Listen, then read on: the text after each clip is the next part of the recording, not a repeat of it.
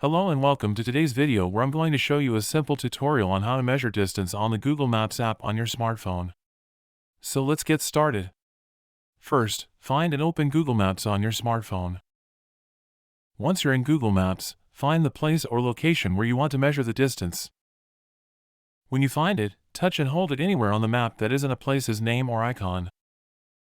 A red pin will appear. Just tap on it. From the options that appear, select Measure Distance. Once you select it, move the map so that the black circle is on the next point you want to add. If your route needs to turn left or right, tap Add Point at the bottom right. You can add multiple points as needed. At the bottom, you can find the total distance in miles or kilometers, depending on your settings. And that's it. Thanks for watching. Don't forget to like and subscribe for more videos.